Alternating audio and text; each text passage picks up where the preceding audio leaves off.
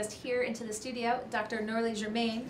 I appreciate your taking the time to come in. Thank you, Kit, for inviting me. Well, I know you wanted to come in. You've watched the show and you're with Hope and Change for Haiti, a nonprofit here in Rhode Island, which I want to talk about once we talk about what's happened this past week. Well, I would tell you it was heartbroken what happened last week. Even though all the Haitians in Rhode Island gathered together as a one community and have all other immigrant community and elected officials to come to condemn by our side what the president said about Haiti. We said it was one step about what we should do. We cannot stop there, just only condemn and leave. We need to try to see what we will do so this one doesn't repeat anymore. Okay, so we're using this as a stepping stone for more awareness, and especially for Hope and Change for Haiti, the nonprofit based in Cranston. Tell folks a little bit about the organization, its mission, and what you're looking to accomplish now moving forward. Hope and Change for Haiti is a nonprofit organization. We are a 501c3.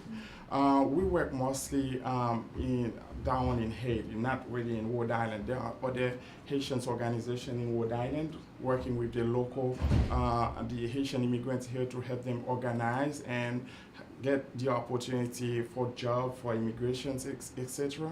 But for us, we work mostly down in Haiti where we help people rebuild from the hurricane.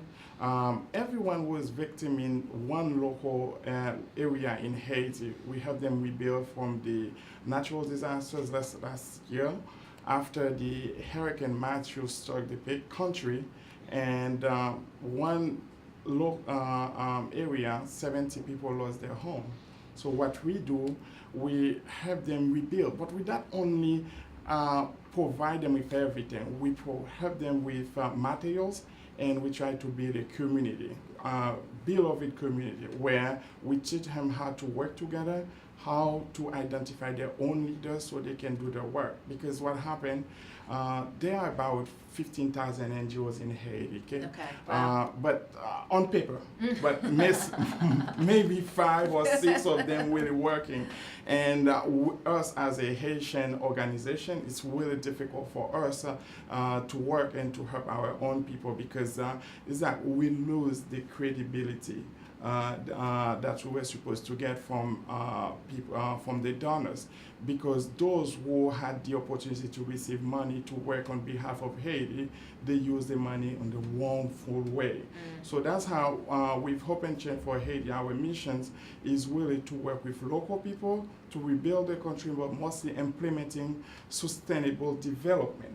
Like when we leave after 5 years, people in this area can say, oh, we can continue on our own. So that's why working with them to identify leaders, train leaders, rebuild the houses, and also bring clean water, because in some areas they don't have any access to clean water. So we try to do that, and also help those who cannot attend school to have the opportunity at least to receive elementary education. And as we see oftentimes when there's natural disasters, from earthquakes to the hurricanes, it's really that rebuilding process that goes months and years beyond what we see in the news and people want to give. You know, do you get a sense, is it, you know, when you're fundraising, when something happens, I'm sure that's an easier time to get resources, but your challenge is to tell people, look, we still need to go out and help. What is the current state of the most hard-hit areas in Haiti? Okay, I would repeat something I just said about fundraise and money collected on behalf of Haiti. This money never goes to Haiti because they don't trust Haitians. They don't trust the government, so this money goes to bigger organizations. And this organization has mostly 70% of the personnel come from the US, Canada, and France. So this money is used mostly in traveling, staying in a hotel, transportation,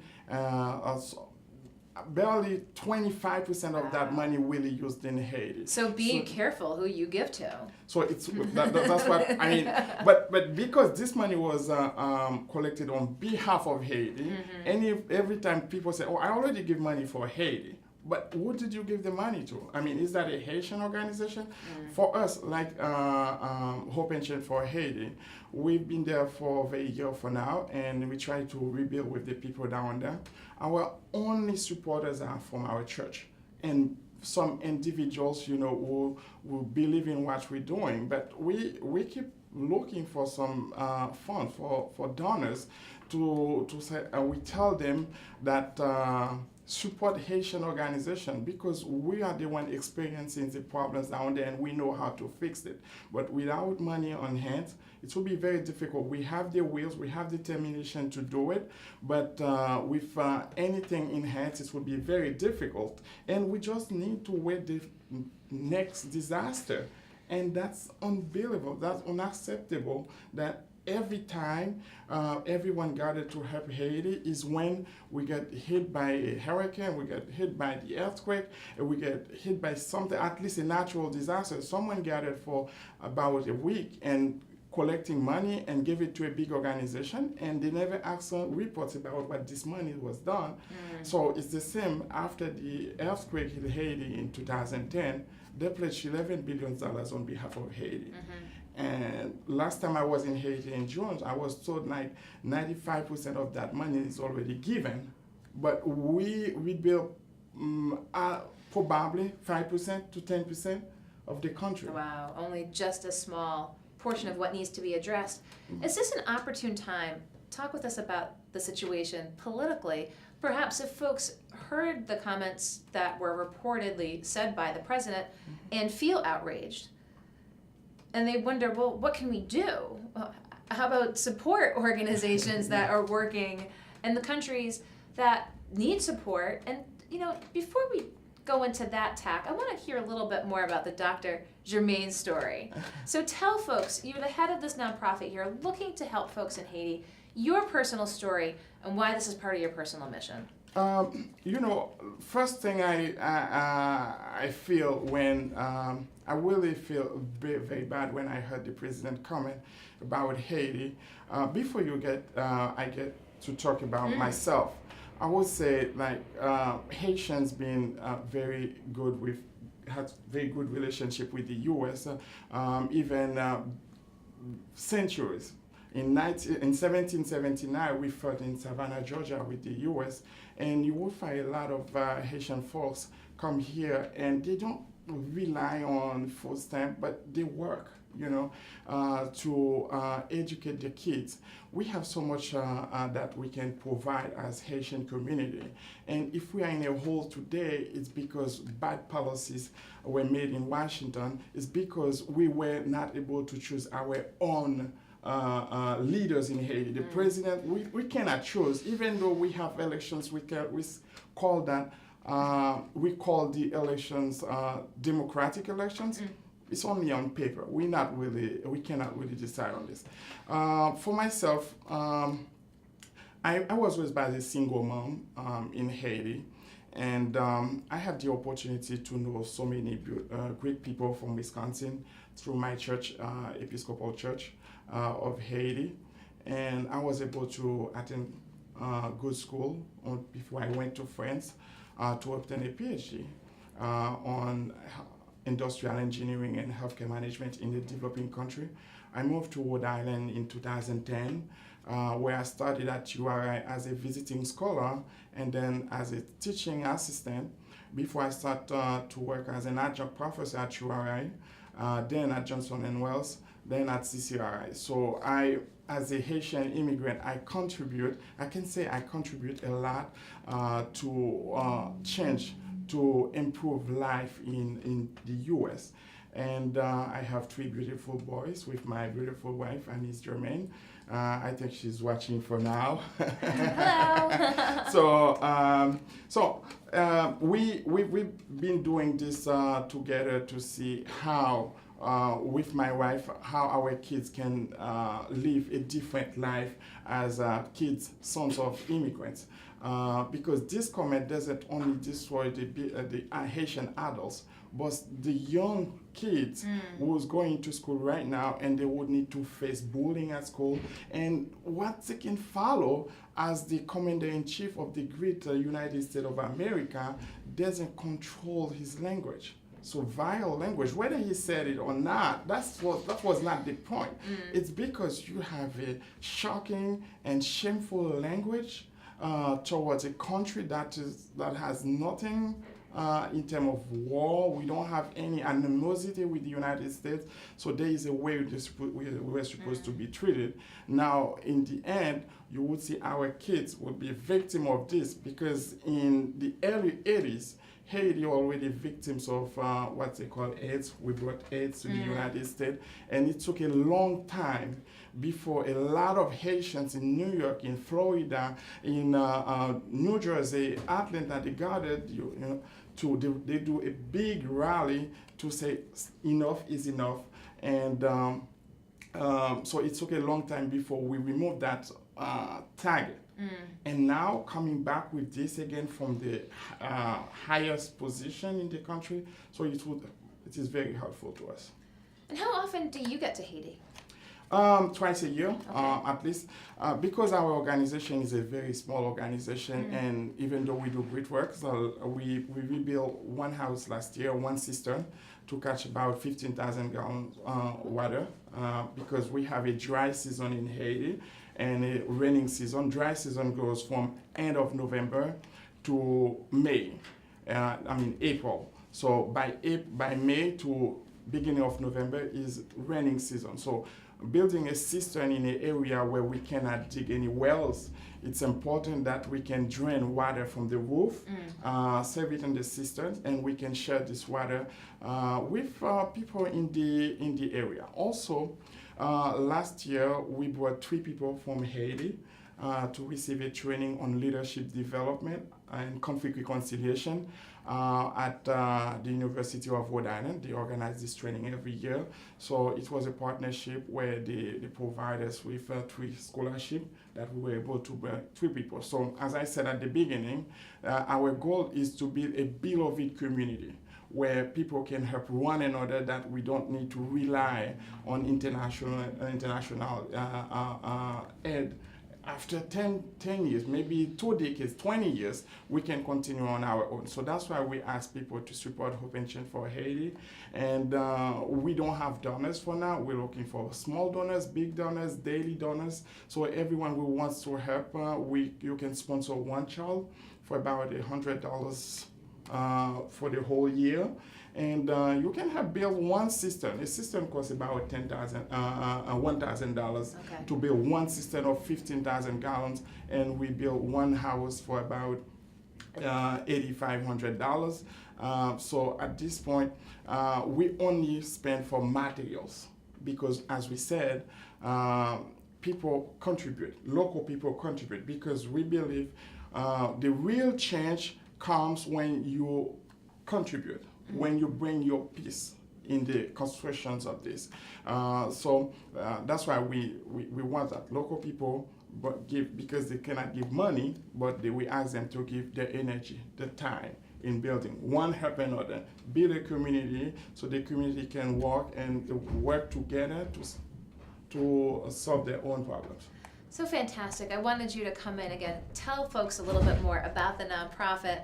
Here we are, it's kind of middle of January, towards the end. 2018 has just begun, and it kicked off with a very rocky start. And so talk with us, what's on your plate besides, trying to get the contributions? What does Hope and Change for Haiti have in the coming year? We're planning, last week, we discussed with Rhode Island International, Nonviolence Institute. We're trying to see how we can organize some training for not only for Haitians in Rhode Island, but also bring folks from Haiti to attend this training. It will go probably over 1 or 2 weeks, and this will be done by end of February or beginning of March. Also, we're planning 2 fundraisers. We will soon publish the location, the place for the fundraisers, but our fundraising is ongoing.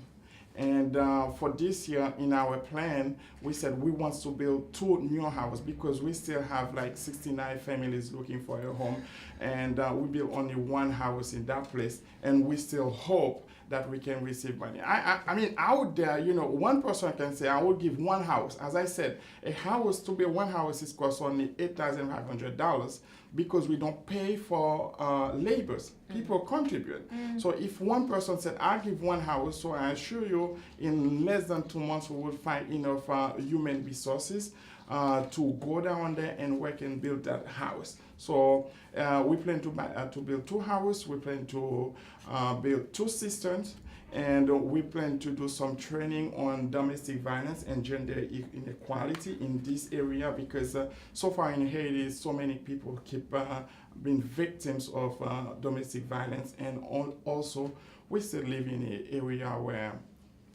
male dominate than female. So we had a lot, and we asked people to keep in touch with us on www.hncforhaiti.org. So you can donate online. We have ongoing fundraiser. There is a link saying fundraiser, so you can click on it and you give online. You can send us check. St. David's on the Hill is our church in Cranston, where you can drop a check, so or you can mail it to 200 Merchant Ticket Valley Parkway in Cranston. Anyhow, we have PayPal also. You can contact us and you donate. Okay, well, I appreciate your taking the time out of your busy schedule. I know yesterday you were in class.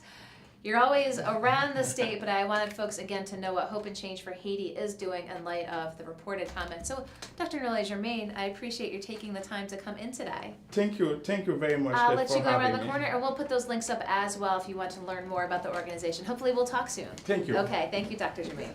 Thank you again. Dr. Norley Germain with the Hope and Change for Haiti nonprofit here in Rhode Island, talking about how they are looking to impact people's lives in Haiti. Again, he wanted to come in here to talk after some tumultuous political dialogue in the past week or so, but wanted to focus again on the country that is so in need of help following natural disasters and how people here can make a difference. We'll be right back with our next guest in the Navigant Credit Union Broadcast Center. Don't go anywhere.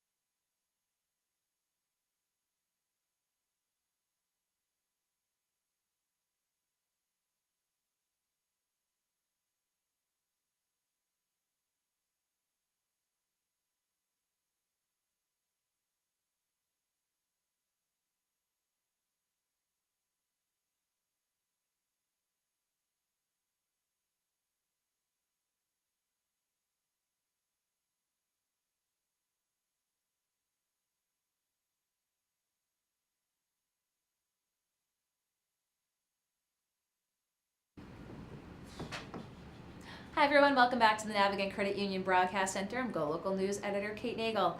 Thanks for tuning in today for news and politics. Some of the big news, obviously, is the governor's budget proposal submitted to the General Assembly this afternoon.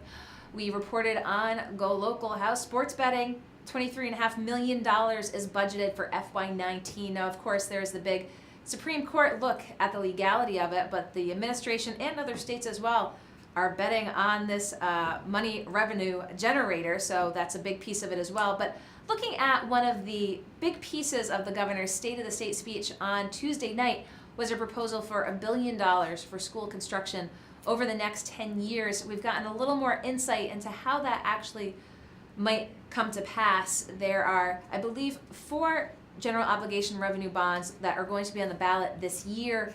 For school construction, $250 million. Now, the other pieces of the puzzle to make this all possible, the state already budgets $80 million for school construction needs. Cities and towns are going to be responsible each year for $70 million for a total of $350 million.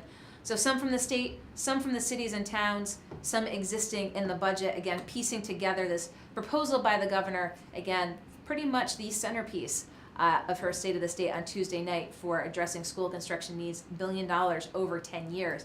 But stay tuned to Go Local for more coverage on the budget proposal. We'll have plenty more for you online, and we'll be back here in studio tomorrow with Molly O'Brien at the 3 o'clock hour for Lifestyle. I'll be back at 4 for news and politics. Appreciate your watching, appreciate your feedback. Wish everyone a good Thursday evening. Stay tuned to GoLocalProv.com and Facebook for more updates on us from us on this end here. We look forward to seeing you again tomorrow. I'm Go Local News Editor Kate. And tomorrow, I'm Go Local News Editor Kate. And tomorrow, I'm Go